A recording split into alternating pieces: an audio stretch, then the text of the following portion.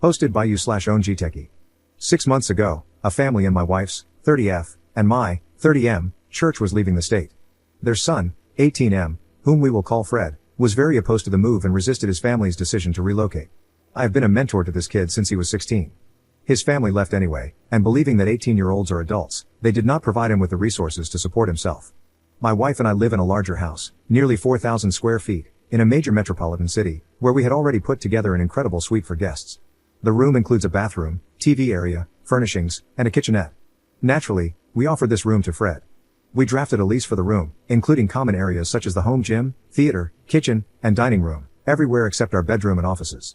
On principle, I wanted him to pay something for rent, but I knew he couldn't afford the typical one-bedroom rents in the area, $1,800 plus, so we set the rent at $200. Fred works 1 day a week at a local grocery store and generally pays rent on time, though he was 2 months late once. Due to his situation, we have become like pseudo-parents to him. We've taught him how to use a lawnmower, cook for himself, fix his car, and helped him with his resume, among other things. He is using this time to find himself and frequently asks for our life advice. We enjoy helping him out. About 3 months in, I noticed ants near his door, and while dealing with the ants, I discovered his room was incredibly dirty, food and garbage were everywhere. I reminded him of a clause in the lease that prohibits waste, and after bringing up the possibility of eviction, I helped him clean his room, with me doing the vast majority of the work. 2 days ago, he left his door open, and I could smell spoiling food from the other side of the house. I tried to locate the source and was shocked by the state he was living in. There was food everywhere, with most of the boxes containing only half of their original contents. Many of these takeout items had been purchased weeks prior.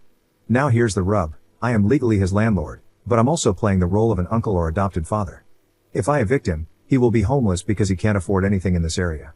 This seems to be a mental health issue. He doesn't apply himself to get a better job, works only 1 day a week, has no girlfriend or boyfriend, and lives in squalor like I've only seen in our /neck beard nests. I want him to be happy and healthy, but I also don't want my house to be at risk of a pest infestation, horrific smells, and other damage. How can I approach him and resolve this issue? First update 4 months later. Since I last posted in late April, I wanted to give you all an update on the situation. This is a long update, so without further ado, the news is not good. After my last post, I took Fred to a local fair, Earth Day, where we could enjoy some junk food, watch remote control boat racing, look at some plants, and talk. I sat him down and explained that significant changes were needed.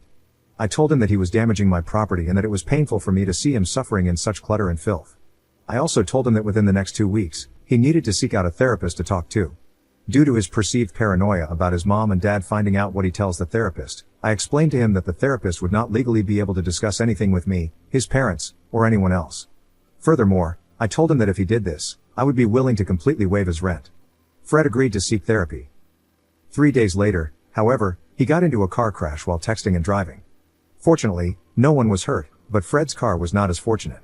Initially, I thought this might be good for him. He was working 1 day per week at a large chain grocery store located 1.5 hours away from the house.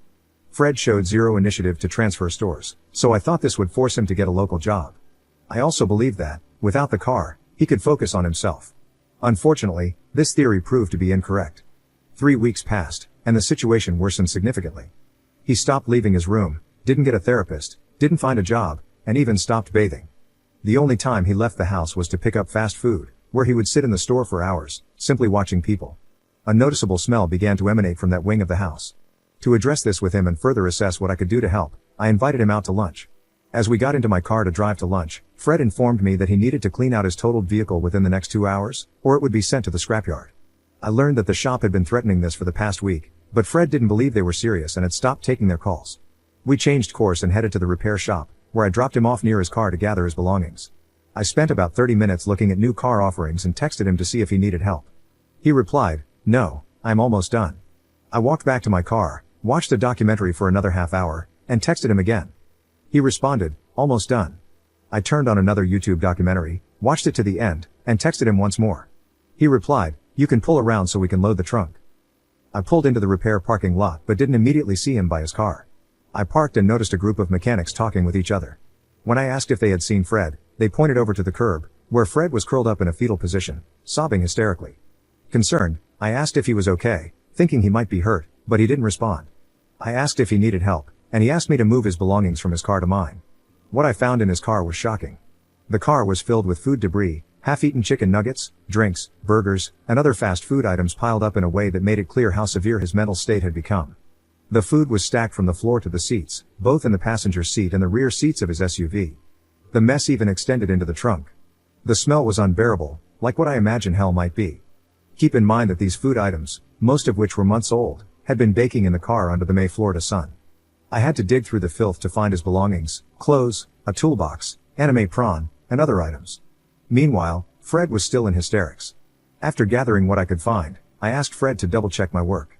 He then approached the front of the car and removed one of the windshield wipers to remember the car. Fred then asked me to get his socket wrench set so he could take the spare tire. I put my foot down, explaining that the spare probably wouldn't fit his next car and that I wasn't going to allow a tire to be stored in my house. He sobbed even more, so I called my wife to confirm that I wasn't being unreasonable, which she did. I told him it was time to leave. We left and went to lunch in silence after the 4-hour ordeal. After picking up food and returning home, I sat Fred down and explained that he wasn't healthy. I pointed out that he hadn't found a job, hadn't sought therapy as he had agreed to, even after I found a therapist for him and sent him the intake forms 2 weeks prior, and that I suspected his room was in the same disarray as his car. He denied this. I then notified him that I would be inspecting his room in 48 hours, as allowed by the lease. What I found in Fred's room was horrifying. As I suspected, it was trashed. Food containers were piled up over his bed, and there was only a small path for him to reach the door. I told him he had a week to clean it up and also drafted a formal notice of the situation. Fred did not clean his room within the week, so I informed him that I would be contacting his parents and evicting him if he did not move out by the end of the month. He cried in response. His parents were shocked. I put quotes around this because I find it hard to believe they were unaware of his mental health issues and tendencies before leaving Fred to live here, especially when the problems are so severe. As his father was on his way down, Fred ran away. He took an Uber and was missing for 24 hours. Fred eventually returned home 2 hours before his father's arrival, but as anticipated, his room was barely packed. His father and I ended up cleaning out his room, and it turned out I had only seen about half of the mess. His dresser, nightstand, under the bed, and the closet were all packed with food. I will never eat Popeye's chicken again. The 4-month-old, barely consumed chicken bucket in the dresser was too much for me to handle. There were also 2-liter bottles of urine.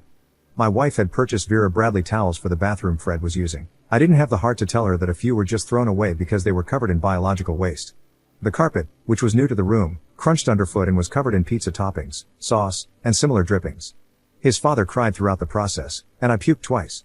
Fred frantically packed his belongings, including a secretive box he didn't want us to touch or lift into the van, a mystery I will never know the answer to. The eviction was successful. I offered to pay for Fred's college if he started therapy, but his parents kicked him out soon after he returned home. He's now living alone in a trailer in the rural Ohio woods that his parents bought for him. College started a few weeks ago, but I didn't have to pay since he still hasn't attended therapy. We've since cleaned up the room, replaced the bed and much of the furniture. The carpet had to be specially treated, though it probably would have been better to replace it entirely. The whole ordeal cost thousands of dollars, emotional trauma, and has left me with a strong aversion to fast food. These are the takeaways from the experience. Fred no longer responds to my texts, and I can only assume that I'm now a bad guy in his life story. I really wish him the best, and my heart breaks for him whenever I think about the situation. Earlier this month, we received a misaddressed Amazon package for him, a massive package of sauce concentrate for restaurants.